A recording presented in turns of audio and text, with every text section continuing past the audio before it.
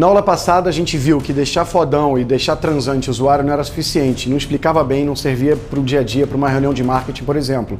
E foi quando, num banho, me surgiu a ideia dos 7 pecados capitais, que é sobre o que a gente vai falar hoje aqui.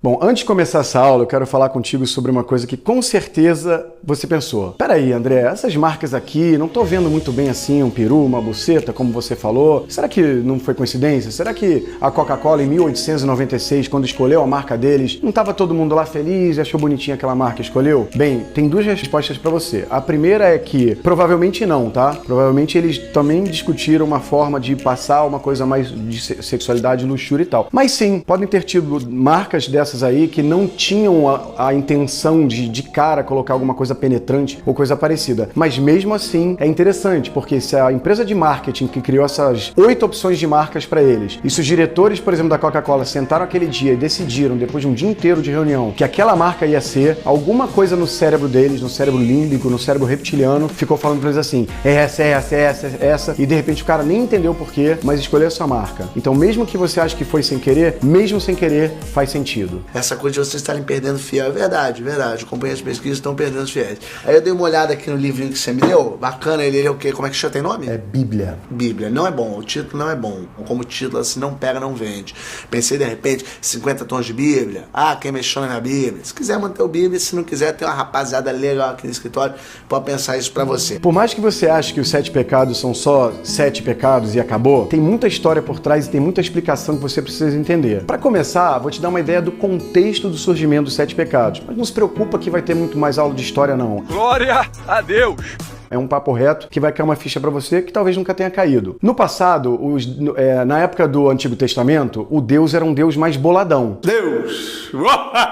Então, nas histórias do Antigo Testamento, por exemplo, quando tinha Sodoma e Gomorra, que caso você não saiba, eram 2 cidades onde já estava rolando luxúria direto e tava irmão transando com irmã, o bagulho tava pesado mesmo. Deus simplesmente falou pro residente local que ele confiava, falou assim, ó, pega sua família e sai fora e não olha para trás que eu vou destruir as 2 cidades ao mesmo tempo. E simplesmente Deus destruiu mesmo a cidade, tipo assim, bomba nuclear, eu não sei o que ele usou. Essa é uma das histórias. Tem outras histórias, por exemplo, que Deus estava olhando ali de cima o planeta como um todo e falou assim, pô, não tá funcionando, tá bagunça, não tá como eu queria. E falou assim pra Noé, você deve conhecer essa história da Arca de Noé. Noé, faz uma arca aí, coloca os animais, casal, leva a sua família, os amigos. Não, ele chegou pra mim e falou assim, Noé, que a voz de Deus, Noé, você pega o Paulo e o Djaí, que são as pessoas certas, para pegar o casal de urso e levarem para a arca que Noé está construindo. Noé, nesse caso, sou eu, Paulo, Djaí e vocês, então acho que essa parte ficou clara. Porque eu vou tacar dilúvio no planeta todo e vai morrer geral. Então, nessa época, que também era concomitante com a época dos 10 mandamentos, que era a legislação presente na época, corrente e presente na época. Eu trago a notícia do Senhor Deus.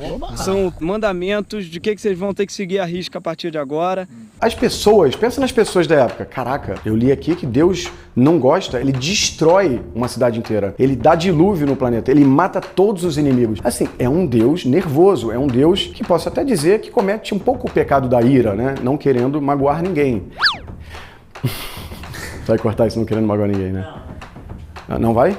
Então, nessa época, assim, com esse Deus, as pessoas falavam, cara, não tem jeito, siga os 10 mandamentos, porque senão vai dar ruim pro teu lado. E é isso, esse era o mecanismo que geria a sociedade, o controle da sociedade na época. Com a vinda de Jesus, né, e surge a segunda fase da Bíblia, que é o Novo Testamento, que talvez você tenha mais proximidade. É Deus! Gente, é Deus!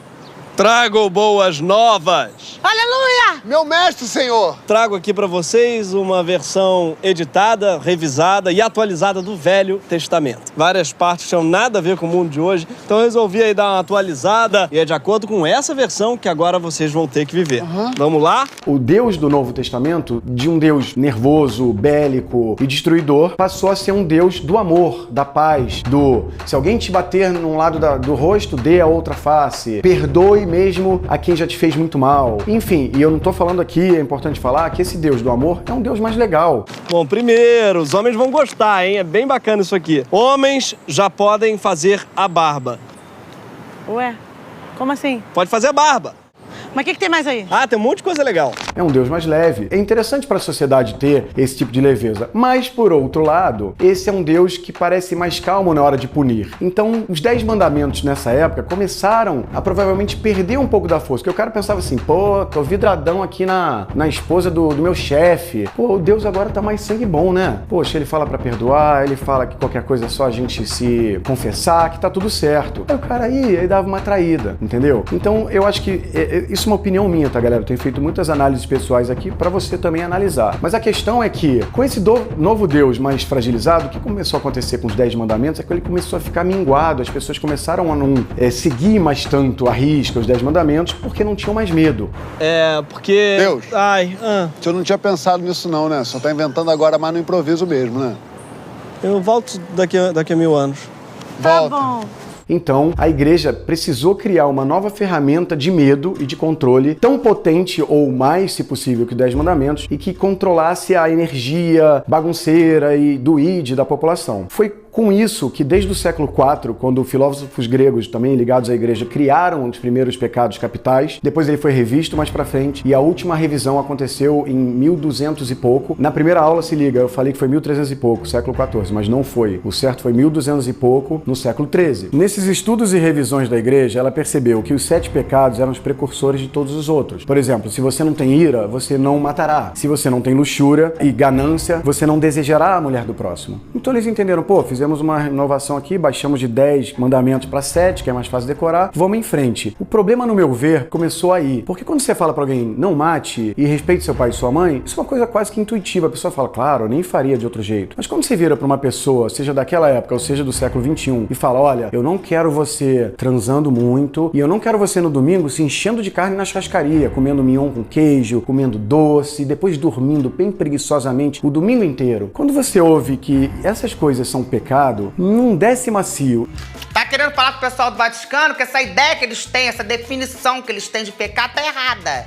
Que pecado não é isso que eles acham. Pecado, já dizia meu pai, pecado é roubar e não poder carregar, não saber carregar. Tá? Porque papai roubou, trapaceou, pegou de tudo, passou a perna em 1 milhão de pessoas. Papai era um gênio. Papai roubava, mas levava. E nosso amigo Id, né, que a gente já estudou bastante, ele com certeza já deu um ligadão e falou assim, mano, peraí, cara, não matar eu até ok, mas esse negócio de não fazer essas outras coisas não vai dar pra mim não. E o Id, nesse momento, com certeza se ligou no modo revolucionário, revoltado, brigão e irado, que mais cedo ou mais tarde ia fazer as pessoas justamente irem atrás de pecar. E vem cá, cadê todo mundo? E aí tá todo mundo aí, ó. Na verdade, o que aconteceu é que seguir a Bíblia como é de fato tudo certinho ali é muito difícil. Então só tem 2 pessoas que conseguiram fazer isso até hoje, que foi você e Dona Ismênia. Dona Ismênia! Quê? A Dona Ismênia tá aqui desde a Idade Média.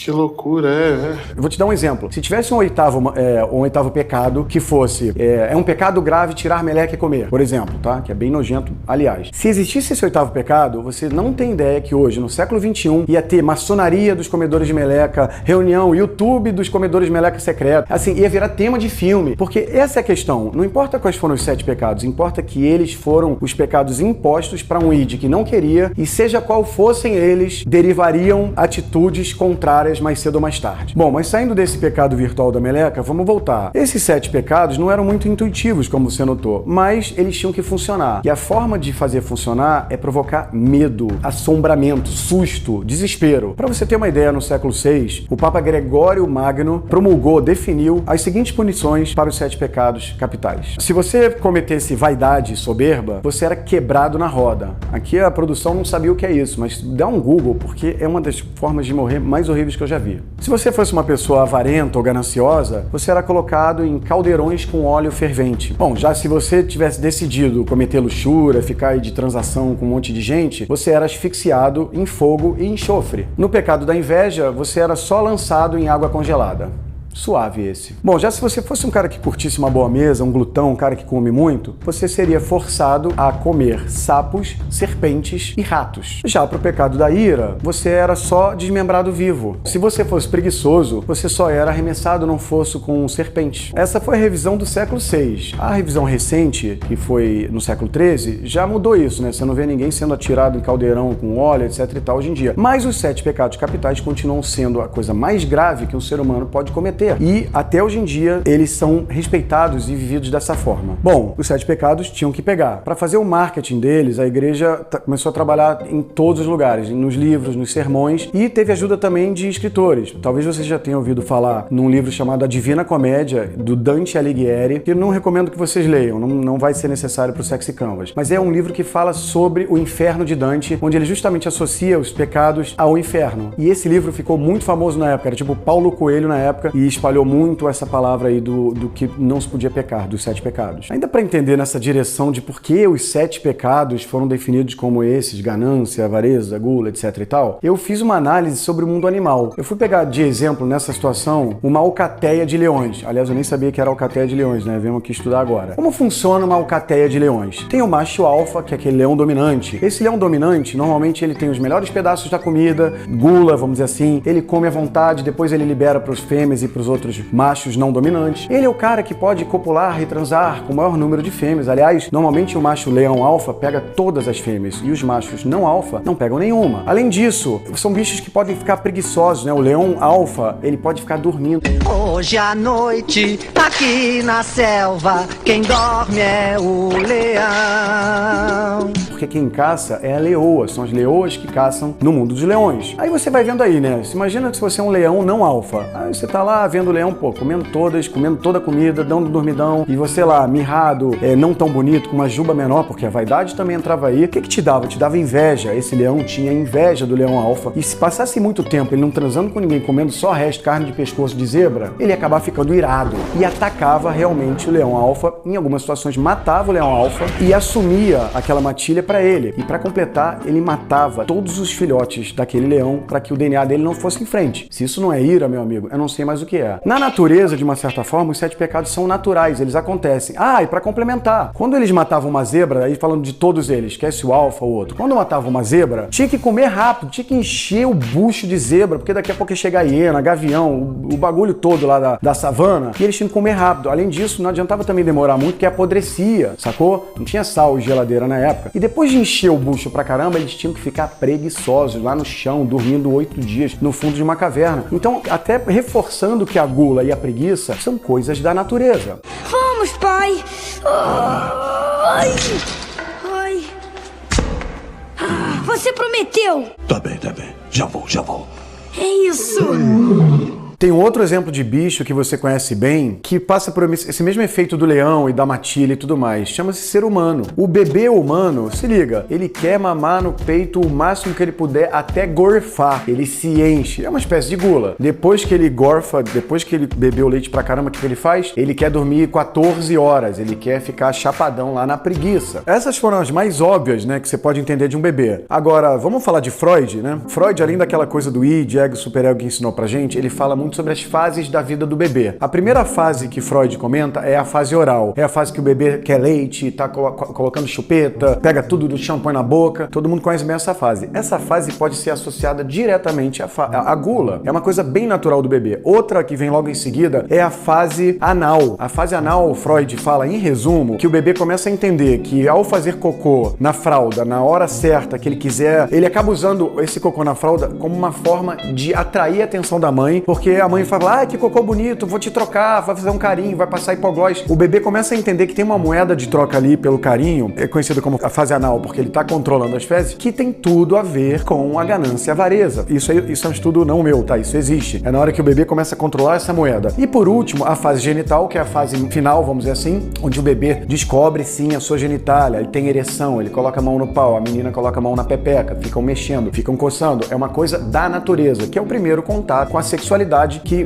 pode ser totalmente conectada ao pecado da luxúria. Então já falamos aqui de luxúria, ganância e avareza, de gula e preguiça. Como é que a gente fala sobre ira, inveja com uma criança, coitada, um bebezinho? Porra nenhuma! A criança, desde muito nova, já começa a entender que ela, poxa, por que não estão me dando leite? Por que cadê a comida? Chora, grita, esperneia. E a criança coloca isso pra fora, essa ira, muito mais claramente que os adultos. Os adultos, quando estão putos da vida, eles guardam aquela raiva. Normalmente isso dá câncer na pessoa. Isso ferra o fígado. Nesse ponto, a criança joga a ira pra fora, é muito mais fácil. No caso da inveja, a criança já quer aquele presente. Por que meu amiguinho tem aquele computador? Por que não sei o que? Eu quero esse brinquedo agora, eu quero agora. E ira e inveja tá sempre juntos. Às vezes inveja de um irmão mais novo, um irmão mais velho, menos atenção. Enfim, a criança entende claramente a inveja. A vaidade na criança, claro, não tá ligado a ela comprar uma camisa bonita, uma bolsa da moda. Não é essa a vaidade. A vaidade que a criança sente é de sentir amada, superior, pertencendo àquela família, amada. Olha, a mamãe veio tomar conta de você. Ela sente uma vaidade como se ela fosse melhor, porque ela tá recebendo muita atenção. Inclusive, claro, na comparação com irmãos,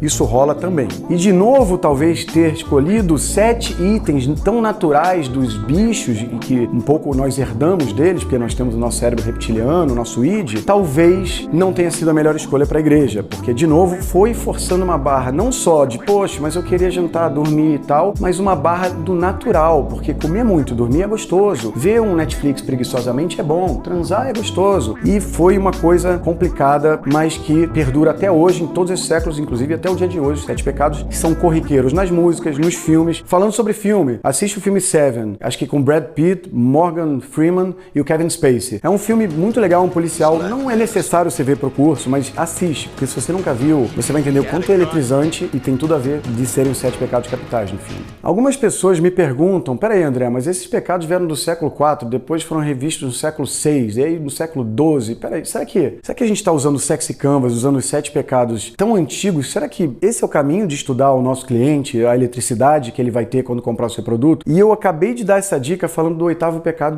de comer a meleca, porque não importa quais foram os 7 pecados que eles escreveram. De novo, podia ser comer meleca, podia ser matar tubarão, não importa. Foi isso que fez a sociedade entender que não podia, e o não podia para o ser humano é o que pode. Então tá certo sim os 7 pecados daquela época, que são os vigentes até hoje, estarem no Sexy Canvas por causa disso. Uma outra pergunta que sempre me vem é, poxa, por que o Sexy Canvas então não tem de um lado os 7 pecados e do outro as 7 virtudes, né? Para você entender o que são as 7 virtudes, são o que a igreja definiu como o oposto dos 7 pecados. Então, por exemplo, gula, comer pra caramba, é o temperança, que você come com comedimento. Vaidade é humildade. Ira é o paciência. E por aí vai. A resposta para essa pergunta é muito simples. São boas atitudes você ter essas que são as virtudes. Porém, isso não eletriza ninguém. Então você vai criar um produto, vai fazer uma copy, um marketing. Olha, venha e compre nosso produto, porque você será humilde e terá paciência. Não vende. Então é por isso que as virtudes não estão no Sexy Canvas. É sempre bom dar uma parada nessa hora, para você que tem na cabeça, caramba, mas a gente vai acabar induzindo as pessoas a pecarem. Meu Deus, eu ainda acredito nisso tudo e eu vou pro inferno. Galera, o Sexy Canvas não é para fazer as pessoas pecarem, é para dar um alívio no dia a dia delas. É que eu quero te dar um exemplo muito interessante. Pensa em banco de sangue. Já doou sangue? A experiência de doar sangue é sempre meio,